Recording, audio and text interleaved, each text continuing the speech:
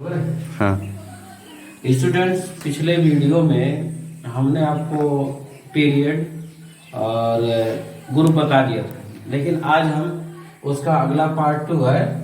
PUBG का अगला part 2 PUBG PUBG का अगला पार्ट 2 है, जिसमें हम आपको बताएंगे कि उपकोषों में यानी ब्लॉक के बारे में बात करने वाले हैं। उपकोषों में इलेक्ट्रॉनों का वितरण देखिएगा। पिछले वीडियो में मैंने पढ़ा था कि जो सेल होते हैं उनको कैपिटल लेटर से हम डिनोट करते हैं KLMN से, ठीक। और उसके बाद में जो आपका सब सेल होता है जिसको हम बोलते हैं उपकोष बोलते हैं, इसको अंग्रेजी के स्मॉल लेटर से ही हम यूज करते हैं, जिसको बोलते हैं SPD और F, राइट। तो SPDF का फुल फॉर्म स्टूडेंट्स यहाँ पे लिखा है S for sharp, P for principal, D for diffuse और F for fundamental. These are the full form of SPDF, ठीक है। तो ये यहाँ पे SPDF जो उपकोष होते हैं इनकी आकृतियों के बारे में जिक्र करते हैं। इसकी आकृति कैसी होती है? इसकी आकृति होती है गोलाकार, राइट, बीच में न्यूक्लियस होता है। इसकी आकृति होती है डमरू शेप, डम्बल शेप बोलते हैं। इसकी आकृति क्या होती है? डबल डमरू होती है। और इसकी आकृति क्या होती है? परिवर्तनशील होती है, जो बदलती रहती है। उसको हम फोटो ने एक बार अगर फोटो खींच लिए तो फिर उसकी आकृति बदल जाएगी। अब बात करते हैं उनके पास कक्षक की संख्या। कक्षक का मतलब है ये रूम, एक कमरे की जो कैपेसिटी। देखिए इनके पास कक्षक की संख्या 1 है, यानी एक कमरा है, ठीक है। इनके पास कक्षक की संख्या कितनी है?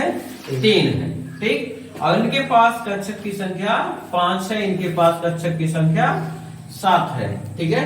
अब इसमें जो इलेक्ट्रॉन्स भरते हैं हुंस के रूल से, किसके? हुंस के रूल से ही इलेक्ट्रॉन इसमें भरते जाते हैं। तो एक कमरे की जो कैपेसिटी है, एक जो कक्षक की कैपेसिटी है वो मैक्सिमम 2 इलेक्ट्रॉन है, ठीक। देख लीजिए इलेक्ट्रॉनों को इस इंडिकेटर से दिखाया गया है, देख लीजिएगा ये, ठीक है। ये इनमें जो इलेक्ट्रॉन्स होते हैं ना, एक इलेक्ट्रॉन क्लॉकवाइज घूमता है, एक इलेक्ट्रॉन एंटी क्लॉकवाइज, मतलब एक घड़ी की दिशा में घूमेगा, एक घड़ी की विपरीत दिशा में घूमेगा। तो यहाँ पे सबसे पहले इलेक्ट्रॉन जो होते हैं ना अयुग्मित क्रम में भरते चले जाते हैं, जिस इसमें भरा, फिर इसमें भरा, फिर इसमें भरा। और जब एक कुल में मतलब एक सारे कक्षक में हो जाते हैं तो उनका युग्मन प्रारंभ शुरू हो जाता है अकॉर्डिंग टू जो हुंस लॉ, हुंस के नियम के अनुसार। जैसे गांव में कोई फंक्शन होता है, अब किसी बच्चे को आप लड्डू बांट रहे हैं मान लिया जाए, तो लड्डू बांटते वक्त मान लिया आपके पास जाते लड्डू है तो क्या करते हैं? दोहरिया देते हैं ना। तो सबसे पहले हम दोहरियाएंगे थोड़ी, पहले एक एक लड्डू दे देते हैं बच्चों को, और उसके बाद में जब एक एक पा जाते हैं और बढ़ता है तो दोबारा हम देते हैं। इसी क्रम में इन्होंने इलेक्ट्रॉनों को भरा था। इनके रूल्स को बोलते हैं हुंस के रूल्स, राइट। अब उसके बाद में एक कमरे में कैपेसिटी है 2 इलेक्ट्रॉन। कितने इलेक्ट्रॉन भाई? 2 इलेक्ट्रॉन। तो यहाँ पे इलेक्ट्रॉन आपको दिख रहा है, इलेक्ट्रॉनों की संख्या लिख दी गई है, ठीक। और यहाँ पर देखिए 3 कमरे हैं, तो जाहिर सी बात है 3 का डबल होगा, तो इलेक्ट्रॉनों की संख्या 6। 5 का क्या हो जाएगा? 10। 7 का क्या हो जाएगा? 14। अब इनको हम प्रदर्शित कैसे करेंगे? प्रदर्शित कैसे करेंगे? लिखा है S के ऊपर 2, तो इसको S स्क्वायर हम कभी नहीं पढ़ेंगे, या फिर B के पावर 6 नहीं पढ़ेंगे, या फिर D के पावर 10 नहीं पढ़ेंगे, बल्कि कहेंगे क्या? S2 साफ साफ लिखा है, देख लो, कैमरा को जूम कर सकते हो। S2 P6 D10 F14। जब हम इलेक्ट्रॉनिक विन्यास बनाते हैं तो क्रम से कहते हैं एक इलेक्ट्रॉन भरते जाना है हुंस के रूल्स के। तो अगर हम एक इलेक्ट्रॉन भर रहे हैं तो S1 लिखेंगे, 2 भर रहे हैं तब S2 भरेंगे। और जब पहला इलेक्ट्रॉन P1 में भरेगा, पहला इलेक्ट्रॉन तो उसको P1, और दूसरा इलेक्ट्रॉन भरेगा तो P2, और तीसरा इलेक्ट्रॉन जब भरेगा तो P3, चौथा P4, पांचवा P5 और छठवां P6। तो यहाँ पे P6 जो आपको दिख रहा है ना, ये पूरे इलेक्ट्रॉन के भरे हुए को दिखाता है। इलेक्ट्रॉनिक विन्यास अभी हम बनाएंगे तो अभी आपको सीधा दिखाएंगे। अब इसके लिए इसी प्रकार से हम इसको भी भरते जाते हैं, D1 से लेकर D10 तक, और यह 14 से लेकर 1 से लेकर 14 तक। अंतिम इलेक्ट्रॉन ही उपकोषों को निर्धारित करेगा। ये क्या मतलब है? ये तो बहुत बड़ी चीज है भाई, कि अंतिम इलेक्ट्रॉन कैसे उपकोषों को डिसाइड करेगा। आइए हम एक एग्जांपल के तौर पे आपको दिखा देते हैं कि कैसे उपकोषों को डिसाइड करता है। कैसे हम पता करते हैं कि ये जो मतलब आपका एलिमेंट्स है वो S ब्लॉक का है या P ब्लॉक का या D ब्लॉक का है। आइए थोड़ा सा आपको दिखाते हैं। ठीक है, इसका एटॉमिक नंबर कितना है स्टूडेंट्स 11। और जब इसको हम सेल में इसको इलेक्ट्रॉनिक विन्यास बनाते हैं तो यहाँ पे लिख देते हैं के एल और एम और एन। ठीक है, अब यहाँ पे 2 8 हमने 1 लिखा, राइट।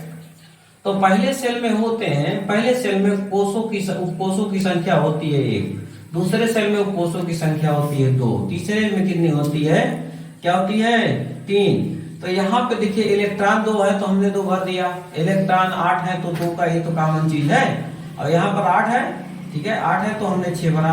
अब यहाँ पे देखिए 1 था ना, 1 था हमने 2 लिख दिया, इसकी कैपेसिटी के हिसाब से लिखा हमने 2, लेकिन ये 2 नहीं लिखना बल्कि हमको लिखना कितना है 1 लिखना है, राइट।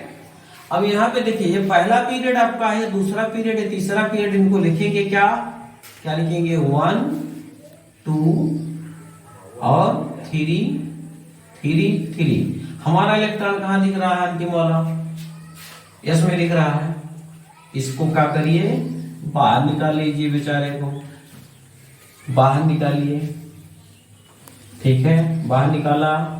तो these letters show the block, ये किसको शो कर रहा है ब्लॉक को, ये किस ब्लॉक का है एस, और ये किसको शो करेगा पीरियड को, किसको पीरियड को, और ये वहां इलेक्ट्रॉन वहां तत्व, क्या वहां तत्व मतलब कैवा तत्व। अगर हम इसको पीरियड नंबर 3 में इस ब्लॉक में देखें तो ये पहला तत्व आपका मिलेगा। तो सोडियम का हमने क्या किया लोकेशन ढूंढ लिया with the help of SPDF. तो यही आपके ब्लॉक को क्या कर रहा है डिसाइड करता है। मान लीजिए हम ब्रोमीन को दिखा रहे हैं इसको, अब ब्रोमीन को पता है कि कितने का ये मतलब कौन से ब्लॉक का एलिमेंट्स है। तो ब्रोमीन को हम पहले बनाएंगे तो 8, ठीक है, और 18 और 7। डायरेक्ट हमारा इलेक्ट्रॉन अंतिम कहाँ है, इसी में तो है, इसी में तो बढ़ रहा है। मान लिया ब्रोमीन के बाद इलेक्ट्रॉन आया तो 8 हो गया। तो इसको जब हम बनाएंगे sp d है ना, sp d और क्या लिखेंगे sp d और f। तो जब इसमें इलेक्ट्रॉन भरेंगे तो दो कॉमन है भाई, दो कॉमन है। यहाँ पर क्या करेंगे देखिएगा 6, लेकिन यहाँ पे 2 तो हमने पहले भर दिया 2 में और बाकी बचा किसमें 5। अब देखिए 1 2 3 4 हमारी जरूरत कहाँ से अंतिम इलेक्ट्रॉन से, तो 4p5 को हम जूम कर लेते हैं, p बताया ना वहां तक, ठीक है।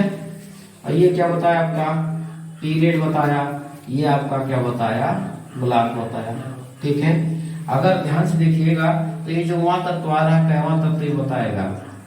तो हम कह सकते हैं ब्रोमीन जो है चौथे पीरियड का पी ब्लॉक का 5वां तत्व है। आप जाके देख लीजिएगा फिर एडिटिव फिर कहिएगा। तो there are the examples of how to locate the location of elements in the periodic table with the help of SPDF electronic configuration. So now I start new topic electronic configuration का। तो नया topic जो electronic configuration का उसको देख लीजिएगा। पहले हम यहाँ पे लिखेंगे सेल।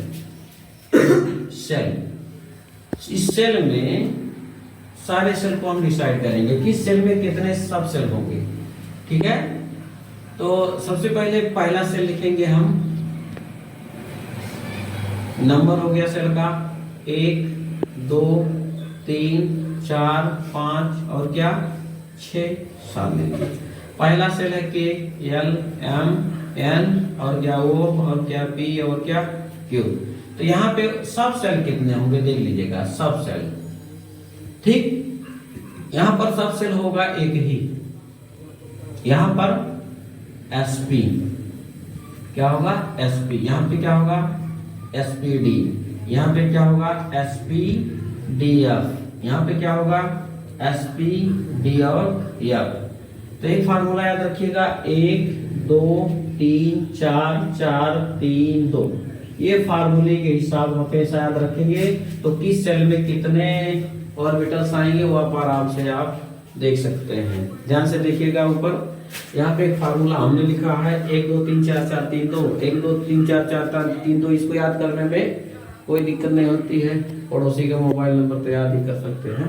ये क्या है, तो इसको याद करने से आपको पता चल जाएगा कि के में कितना से सब सेल है, वो एक, के में कितना है, एक मतलब के पहले सेल में एक, दूसरे सेल में के, एल, फिर एम, फिर एन, फिर ओ, फिर पी, फिर क्यू, मतलब 1 2 3 4 5 6 और 7। देखिएगा तो चौथे में देख लीजिएगा उधर, चौथे का मतलब आपका एन में कितना 4 सबसेल दिख रहा है, मिला लीजिए, मिल गया। पांचवे में देखिए, पांचवे में कितने हैं, पांचवे मतलब वो में कितने हैं 4 एसपीडीएफ। अब आता है क्या छठवां में आपको देख लीजिएगा, छठवें में आपको मिल रहा है कितना 2, तो क्या लिखेंगे एसपी। और क्या मिला आपका छठवें में 2 नहीं, छठवें में 3 है तो एसपीडी लिखेंगे, और सातवें में क्या है 2 है तो क्या लिखेंगे एसपी लिखेंगे। अब ये हो गए आपके सारे फंडामेंटल क्लियर, ठीक है। अगर इन सभी के इलेक्ट्रॉनों को अगर हम एक साथ जोड़ दे तो हमारा इलेक्ट्रॉनिक विन्यास तैयार। चलिए यहाँ पर हम दिखाते हैं आपको, इसके पास इलेक्ट्रॉनों की संख्या कितनी है भाई 2 लिखा हमने।